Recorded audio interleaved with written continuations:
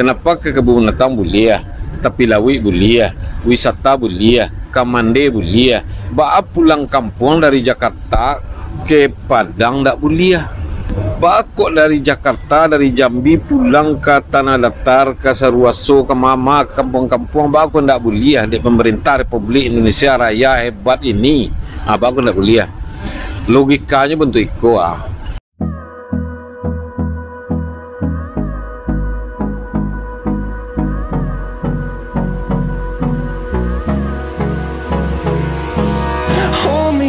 Till I get up, time is barely up. Tak dapat tidak mudik pulang kampung atau pulang bersama hari ini stop, karena ada kemaslahatan yang lebih besar yang mesti dipertimbangkan, yaitu jangan tertular dan jangan menulari orang lain dengan COVID-19.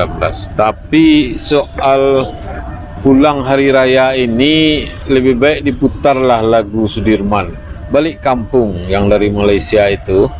Nah, bagi orang Minang, bagi perantau maksud saya, pulang kampung di hari Lebaran itu bukan sekedar icak-icak pulang saja, pulang orang pulang kita, tidak.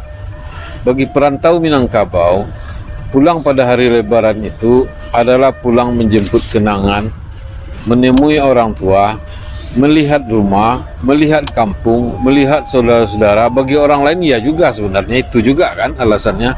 Tetapi pulang kampung di suku-suku di Indonesia bagi orang Minang itu termasuk sebuah peristiwa kolosal, ritual hari raya. Tidak boleh pulang kampung atau mudik atau pulang bersama hari ini jangan dianggap sebagai sebuah godam bacona lelok. Tidak boleh pulang orang kota, tidak boleh ke kota, ke desa ya. Kenapa ke kebun binatang boleh ya, tapi lawi boleh ya, wisata boleh ya, kamande boleh ya, baap pulang kampung dari Jakarta ke Padang tak boleh ya. Baap kok dari Jakarta, dari Jambi pulang ke Tanah Datar, ke Saruaso, ke Mama, kampung-kampung, baap kok tak boleh ya. Di pemerintah Republik Indonesia Raya hebat ini, baap kok tak boleh ya. Logikanya bentuk iko kebiasaan memakai masker di kampung-kampung awak tu nomor 5 paling buruk di Indonesia Raya. Nomor 5 ndak amuh pakai masker. Ndak ada corona sikodo cik. Manga pakai masker siko di kampung den go ciknya. Abi itulah tu apa-apa pulang dari Jawa, dari mana-mana tak bawa agak seorang dari 100 indak kalake kecil penyakit tu di kampung yang ndak ada corona tadi tu. Rabun rapun negari itu sarapun rapunnya kok. Itu sebabnya ndak boleh di pemerintah Republik Indonesia Raya dari Sabang sampai Merauke International Collective Sentence of Jill Wilco.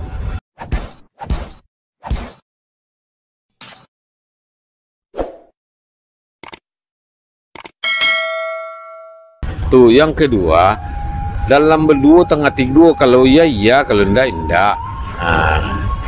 Kalau memang pulang kampung enggak boleh, pariwisata enggak boleh pula lah ya enggak. Pariwisata itu kan orang juga, enggak pakai masker juga. Orang desa juga ke sana pakai pick up, pakai truk. Iya kan, hari raya itu panmua jalan dek truk terbuka, dek auto terbuka, nyobok nasi bungkui, nyobai makan ke tepi lawi. Jadi adima corona ndak kabar silang. Nyalo boleh negari kau. Kalau ndak boleh satu ndak boleh lah. Kayak yang tahun lalu tu bagus tu. Ndak boleh ya ndak boleh. Dan orang sedang takut. Masalah kini orang tak takut lagi. Peraturan kau banyak mana orang tak takut lagi dah. Bi takut berani tiba mah pagak lagi. Kalau awak sangkit ketek-ketek dulu, nyo cekui kan yang tu sebentar de orang pagak di sekolah. Indah awak langkang jo kayu kulit mani kan yang tu sudah tu. Bagak awak sudah tu takut ya awak. Bentuk itu corona kau. Dek lah takut berbulan-bulan. Tak bisa lah dilawan saya lah. Dibuka saya masker kau. Diantar orang ke rumah sakit sudah tu. Penuh rumah sakit gini di Padang. Menjadi-jadi itu gara-gara aden lo yang corona kau tak ada cik Allah. Dia makan corona kau pernah dulu di Medan kayak gitu. Kini menditulur lagi ni.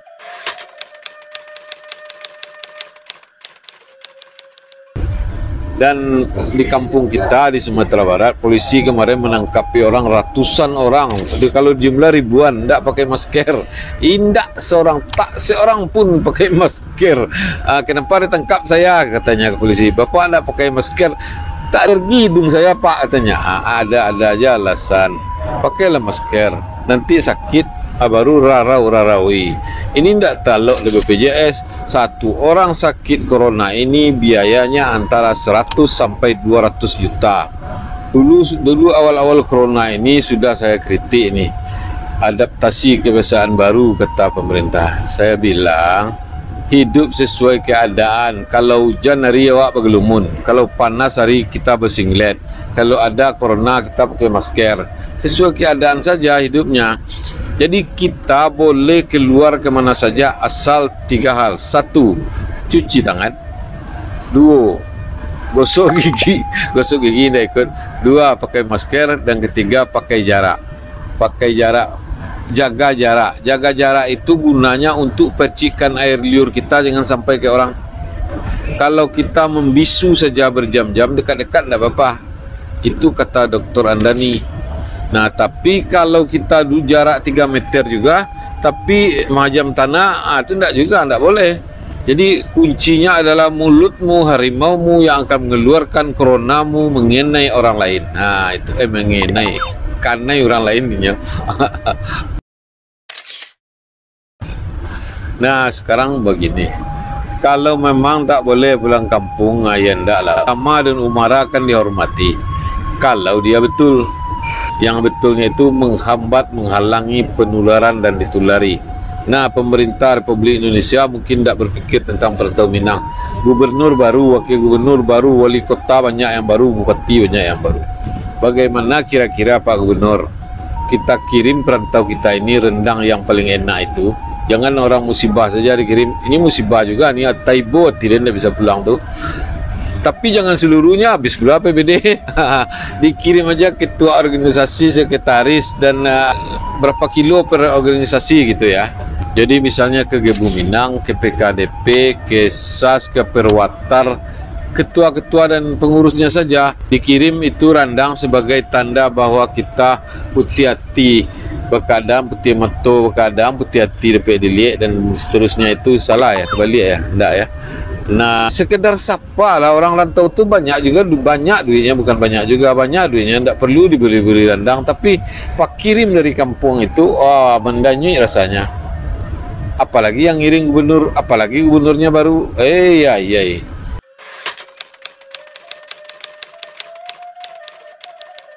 Setiap ada yang buruk harus ada yang baik. Setiap yang dilarang harus ada respon baiknya kita kepada larangan itu. Solusinya apa? Jadi kalau orang dilarang pulang, larang malah. Tapi apa? Kan tidak mungkin kita tarik apa yang dilakukan oleh pemerintah Sumatera Barat terhadap perantau. Sebab ketika dia pulang, dia elu-elukan perantau ini telah membangun negeri ini. Begitu. Sekarang kalau tidak pulang apa? Ayo. Perantau perannya sangatlah besar. Negeri kita ini dibangun antara lain atas peran dan partisipasi perantau. Akhirnya tidak pulang, nggak nampak lakuan. Nah, itu penting. Jadi jangan ketika pulang saja dan ragu ambuk orang awak gua, hambuk gua ndak tan. Bapak perantau ini telah berperan sangat aktif. Kalau ndak ada perantau entahlah ketikunya ndak pulang Pak Niang. Ikon ndak seru.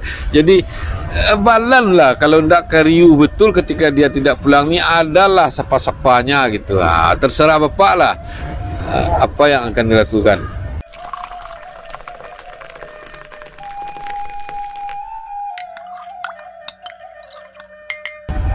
Nah, para perantau, mohon maaf, ini dampak Anda tidak pulang adalah kiriman pasti makin banyak.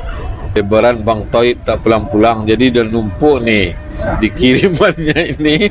Makin lama tidak pulang, makin banyak kiriman ke kampung. Dulu je wesel, ambo wartawan dulu pai ke pos, Pak berapa wesel hari ini, dibuatlah daftarnya. Inilah perantau ini ngirim ini.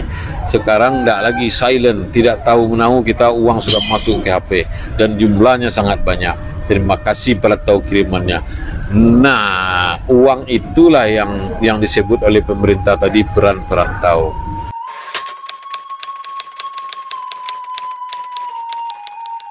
Nah, memang agak kurang sasai Sebelango kalau wisata di boleh tapi orang rantau tak ada.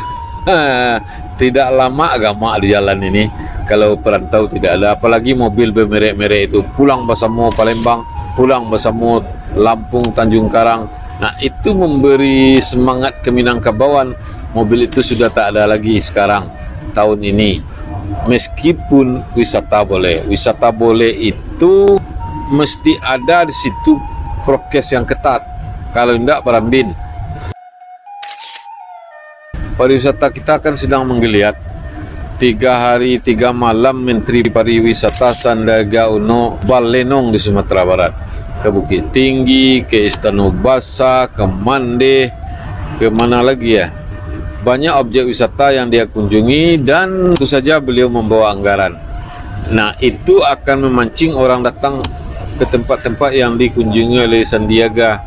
Nah kata Gubernur Sumatera Barat Mahyeldi, pulang kampung di dalam provinsi tidak dilarang. Itu ya. Jadi orang Padang boleh ke Solo, orang Solo boleh ke Sangka, itulah jale. Itulah kajale. Itulah lawak Lambelango tu. Yang dari luar ke dalam ini ya. Ampun dan pemerintah ini. Sebenarnya pergerakan orang dari daerah ke daerah ini tidak masalah.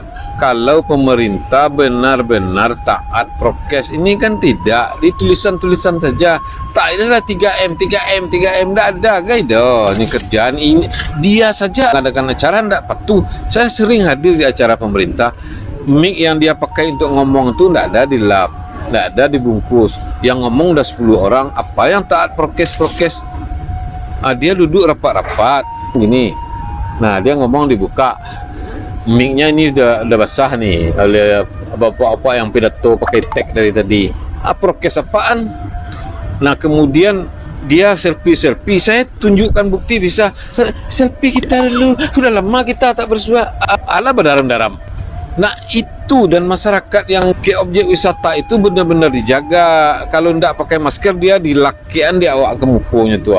Kalau itu bisa dilakukan maka penyakit tak akan menular. Percayalah sama saya sudah koordinasi dengan Dr. Andani.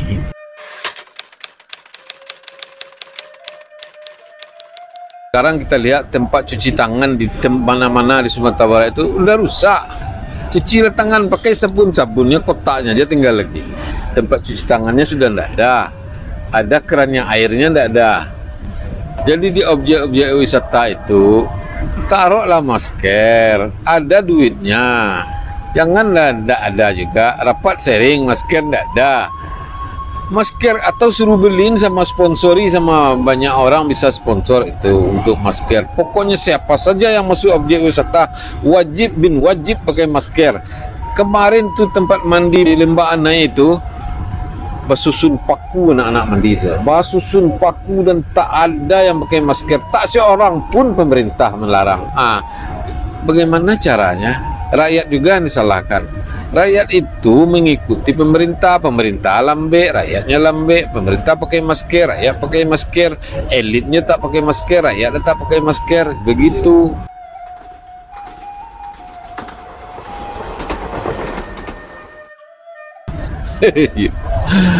Nah, kerinduan akan kampung oleh perantau ini inheren, betul-betul ini serius. Tapi tak semua pula, karena ada yang tak ingin pulang. Tak ingin pulang itu oleh beberapa sebab. Pertama, larek di rantau.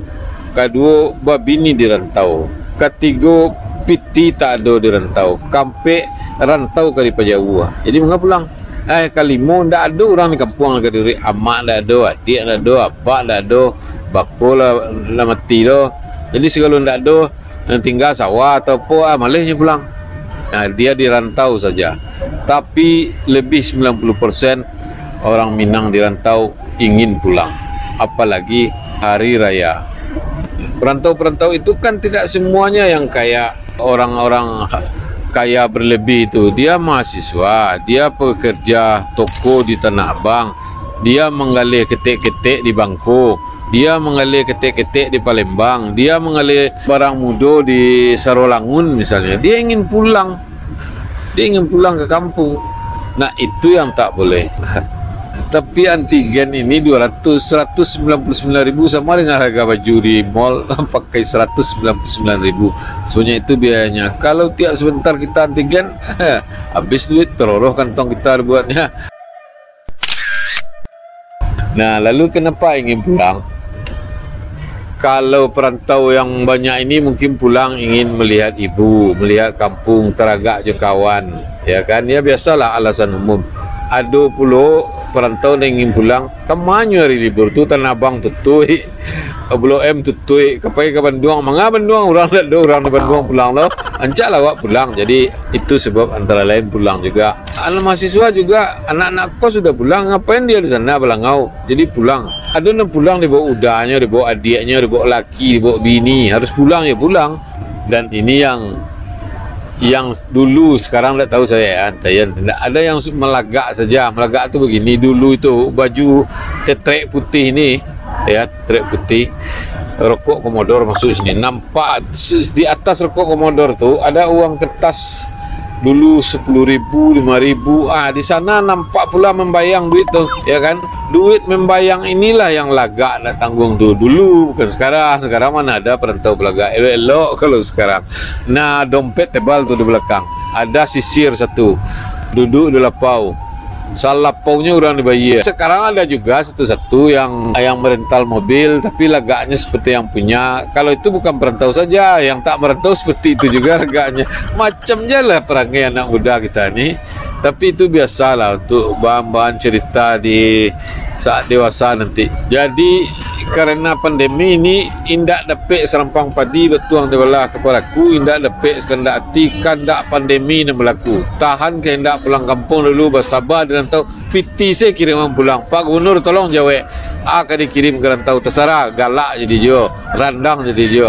Demikian, terima kasih. Waktu berbuka sudah datang. Saya berbuka dulu, kopinya tidak ada sekarang. Assalamualaikum warahmatullahi wabarakatuh.